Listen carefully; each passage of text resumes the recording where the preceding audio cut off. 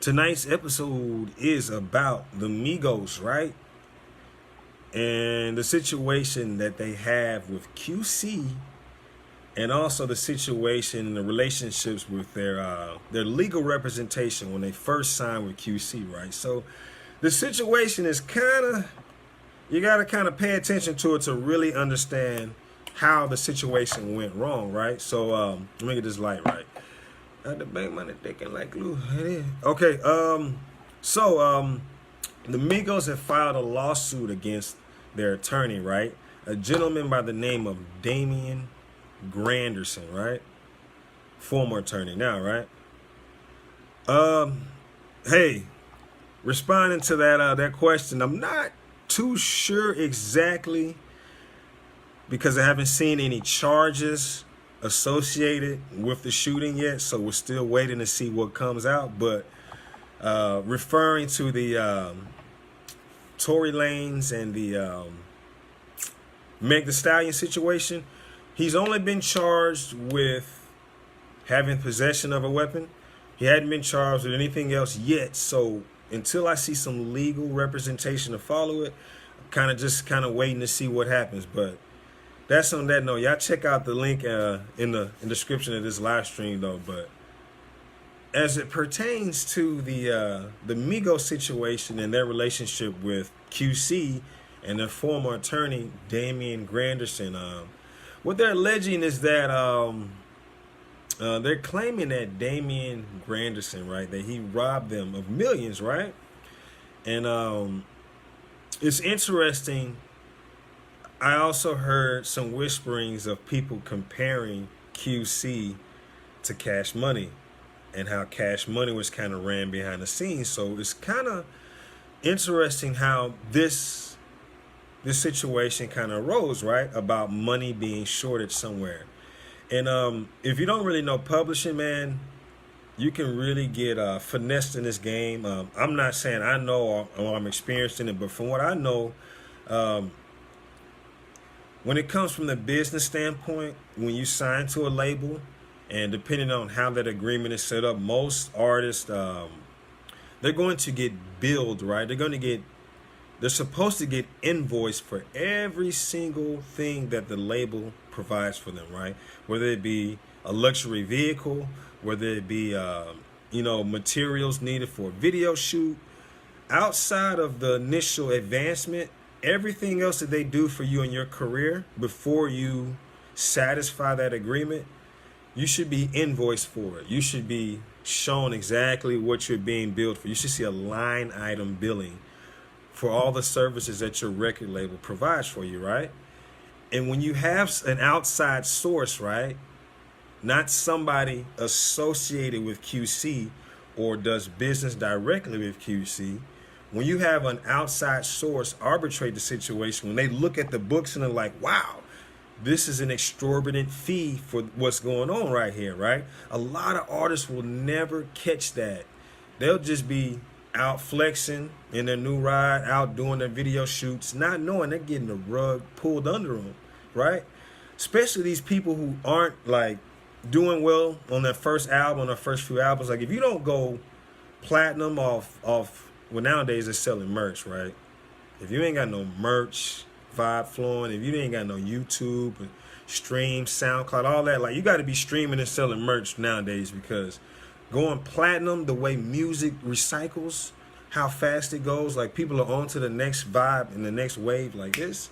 So to continue the story, right, the Hollywood Reporter notes that according to the complaints by the Migos, when they began working with Granderson back in 2014, after they signed a record deal agreement with Quality Control Music in 2013, the Migos and their lawyers claim that Granderson, right, he never disclosed in the first place that he also worked with QC management, right? So that's also another red flag. You cannot have a conflict of interest and be representing two clients that are on the same entity, right? Because that's automatically can be, that's a case one for the plaintiff for, I'm not a legal representative. Y'all need some real legal advice. Hit up my boy Aaron Adams, man. He can tell you this stuff from A to Z, right? I might go ahead and tag that boy. But when you're not paying, like I said, when you're not paying attention to every single I and T, if it's crossed or dotted, they can be, like I say, robbing you in the invoices. They can be charging you exorbitant fees for something that could be a couple grand. Like, let's say if you say, hey man, I know somebody that can do a video shoot for me for five G's for 5,000. Let's say, no, we got it. Don't worry about it. And then they get somebody to do it, somebody that they know that they do business with, or they can get some kind of incentive for doing business. Then they charge the artist inflated prices, right? So when the Migos had an outside source look at the books and look at the invoices, the jig was up, right? That's when Birdman came from behind the corner. You know, the hand rub thing. Got that boy, Damian Granderson, and for what I think is going to definitely be leaning towards the Migos settling this case. I mean, winning this case. Most likely QC is going to find some way to settle. But, of course, P from QC Management, he made a statement on his social media how he felt like, you know, we've been taking care of these people. The Migos is like family to them. They've been taking care of them from day one. And it just kind of seems left field that they are being alleged of, you know, having such business practices like that they are being alleged, accused of. And, you know, like I said, the lawyers say that Granderson delayed the release of the Culture album, right, by orchestrating a legal dispute between 300 Entertainment, right, Migos' former label, in an attempt to facilitate a move to move the Migos over to Capitol Records.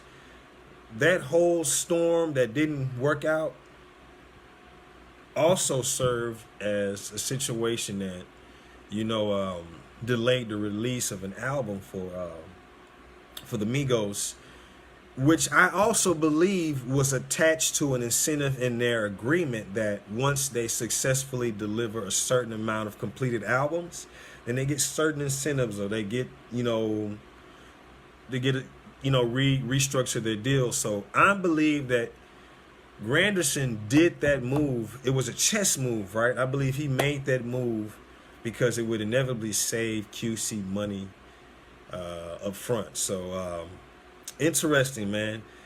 Y'all, whoever's in the music industry or been thinking about it, make sure you have a good lawyer on team. Just in general, have a good legal representation, man, because nowadays there's so many things happening and so many ways people can sue you. It's insane, right? And there's so many ways people can finesse you and scam you out of your bread. Gotta have that legal representation game solidified. So y'all get in my boy Aaron Adams. Solid dude. He was my professor at one of my schools that I went to for college. So y'all make sure y'all reach out to him if y'all also need some advice or some legal, information from him. So I want to make sure that y'all don't forget, man. Link in the description. Make sure when you visit, hit that like button. If you're new to the channel, hit that subscribe button. And everybody, don't forget to hit that notification bell, baby. We finna get back into it, baby. I'm off tomorrow. Finna jump right into some more videos. Go down, baby. Yes, sir. Let's get it. Hey, why the music low?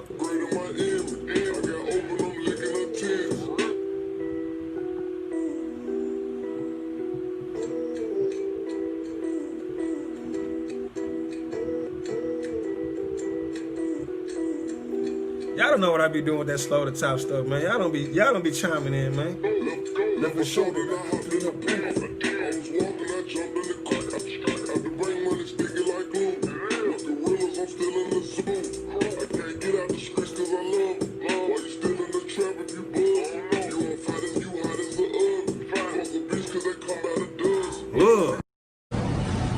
How you doing? What's up with you and 50?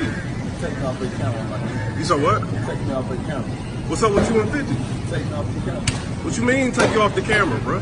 Take you off the camera. So he said you fucking with trainers, is that true? Hold on for a second. Oh no, we about to scrap. Is that true? Nah, we ain't gonna do no scratch.